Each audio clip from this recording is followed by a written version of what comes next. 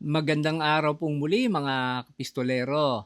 Sa video na ito 'no, tatalakayin natin yung mga karaniwang tanong ng mga gun owners tungkol sa, batas natin, yung Republic Act 10591. Kaya, naisip ko na ito ang maging topic natin. Siyempre ang magiging reference material natin ay itong libro ni Attorney Maralit at ni Doc Lawrence Asierto. Itong Gun Law and Armed Defense. So, yan ang tatalakayin natin ngayon, pero isang maikling intro muna.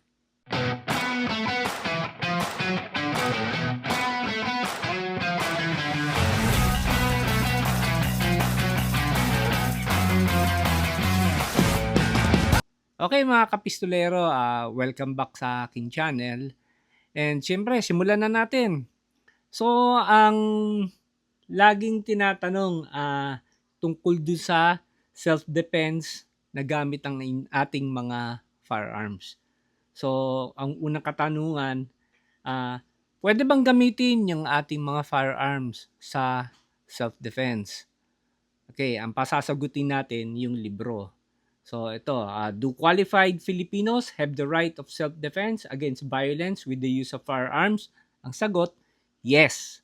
The state recognizes the right of each qualified citizens to self-defense through the use of firearms when it is the reasonable means to repel the unlawful aggression. Under the circumstances, it is the policy of the state to maintain peace and order and protect the people against violence. And syempre, kailangan ma-meet yung tatlong elements ng self-defense. Okay, punta naman tayo sa pangalawang katanungan. So, ano daw yung mga kino-consider na loose firearm? Ayan. O, baka meron kayo o, pakinggan po ninyo ito. O, what are considered loose firearm? So, Republic Act 10591 mentioned the following. O, ito daw yung mga sumusunod unregistered firearm, yung mga hindi rehistrado, yung mga nabibili kung saan-saan. Obliterated or altered firearm, yung mga siguro mabinura yung mga serial number o inalter na yung mga serial number. Lost or stolen firearm. So, yung mga nawala, yung mga legal firearms na nawala o kaya nanakaw. Yan. Illegally manufactured firearm. Yan. Kaakibat to nung letter A Yung mga, alam niyo na, yung mga Coltic, mga Kabushmaster, yung mga ganun na bibili kung saan-saan. Yan. Letter E is registered firearm in the possession of an individual other than the licensee. O ito, tingnan mo yung letter E na to, no? Registered firearm siya, registered firearm.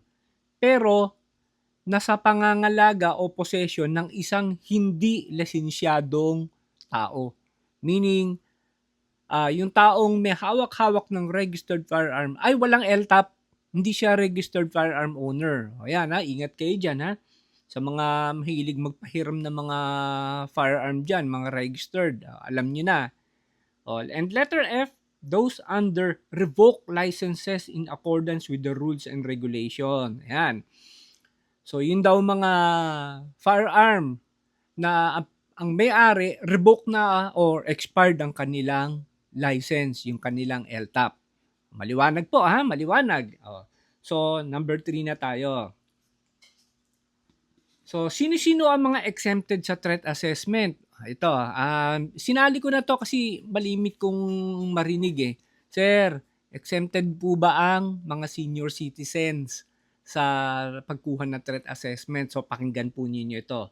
So, who among the professionals are considered to be in imminent danger due to the nature of their profession, occupation, or business? So, ito yung mga sumusunod na exempted sa threat assessment.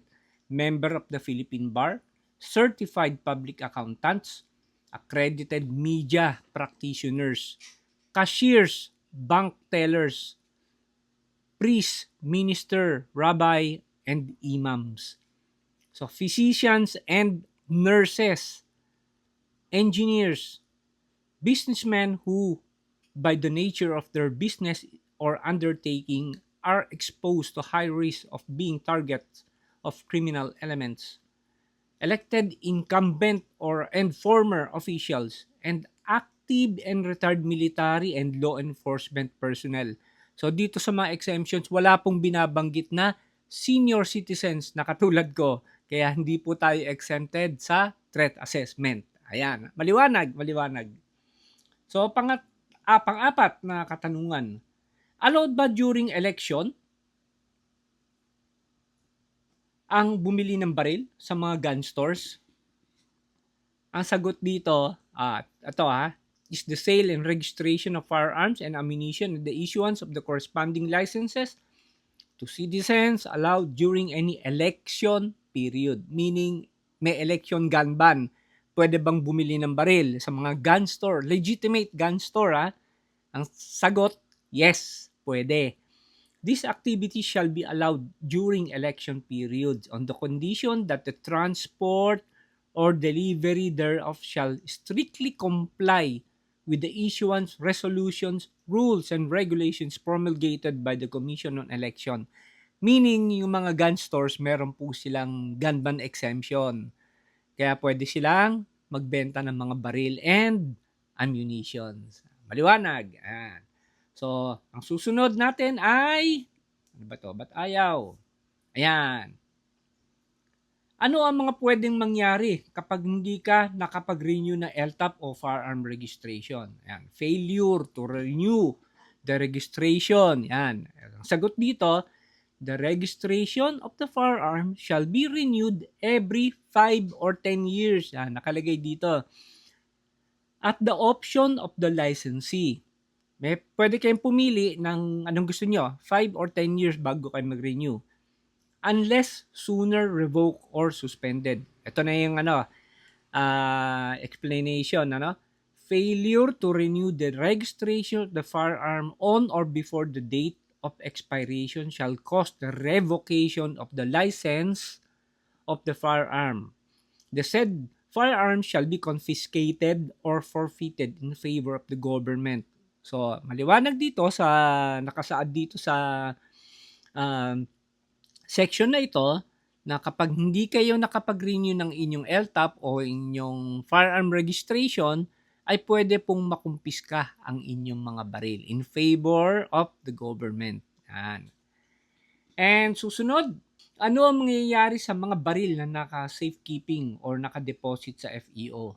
So ano ba daw mangyayari? Yung mga halimbawa, paso yung mga LTAP ninyo ay hindi pa kayo makakapag-renew, ay pwede po ninyong i-deposit muna. So ano mangyayari sa mga baril na dineposit ninyo sa FEO?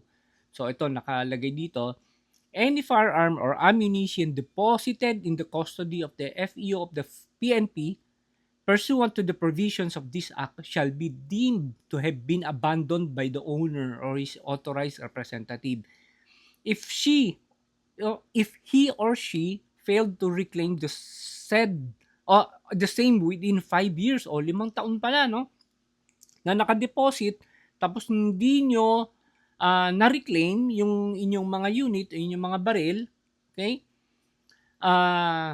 The FEO and the PNP may dispose of the same. Ayan, pwede nilang i-dispose na lang yung inyong mga baril. Okay, number 7 naman tayo.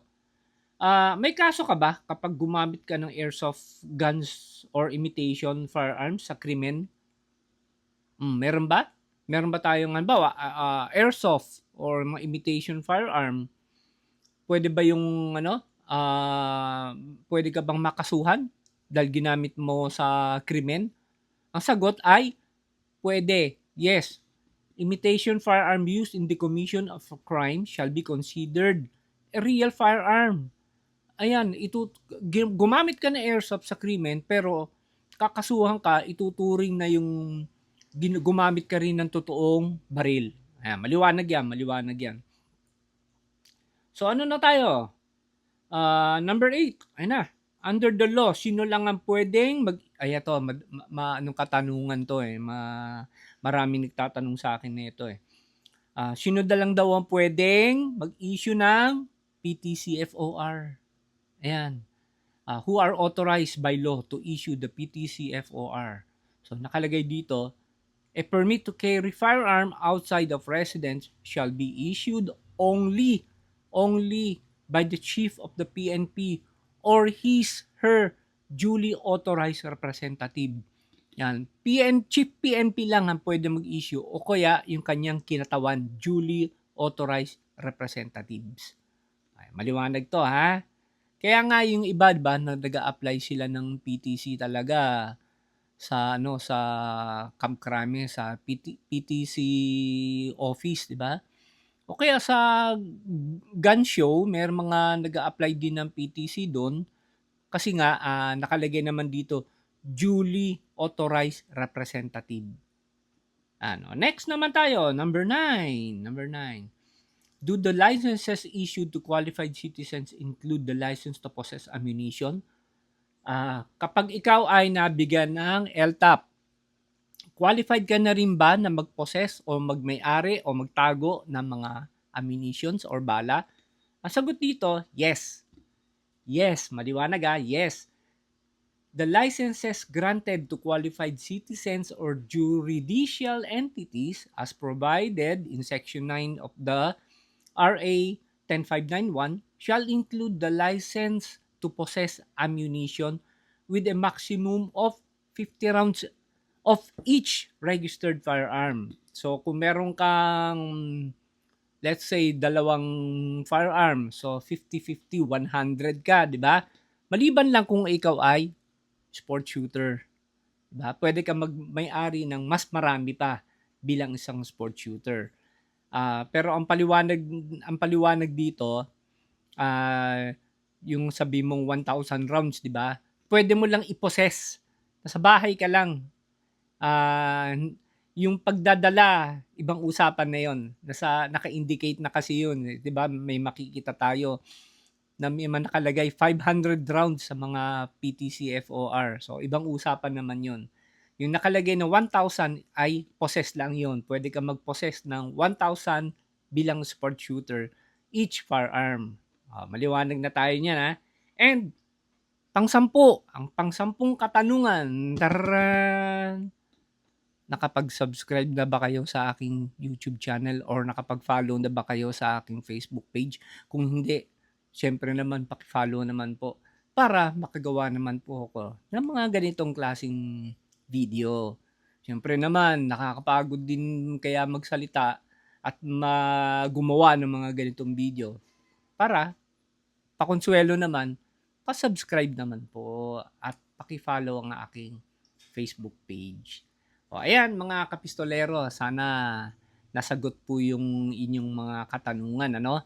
And kung meron pa pala kayong mga tanong, leave it sa comment section at hahanapin natin dito kung nandito yung mga tanong ninyo, mga kasagutan kung nandito sa librong nito. At syempre, pansamantala, sasamantalahin ko na rin, ipropromote ko na rin tong libro ni Doc Lawrence para may guide din kayo sa RA 10591. So ito, nabibili to online sa Shopee, Lazada, or sa Jackay dun sa Quezon Avenue sa Central Bookstore. Alam na po ninyo yun, nadadaanan naman po ninyo yun kung anong Quezon Avenue lang kayo.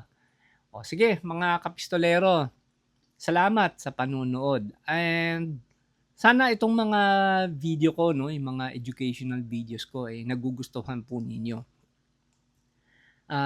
Siyempre, kayo ang nagiging inspirasyon ko para gumawa pa ng mga ganitong video. Ang hangarin ko kasi ay mag-educate sa mga gun owners, lalo na sa mga bagitong gun owners. Alam ko naman marami kayo dyan, mga bagitong gun owners. So enjoy lang po ninyo ang sports ng sport shooting. Yan, sali kayo sa mga competition para mahasa po yung inyong mga skills.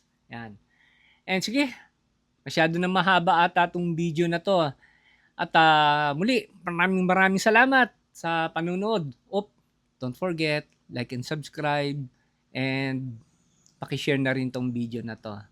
At muli, maraming salamat talaga po sa inyo. Be a responsible gun owner, and to God be the glory.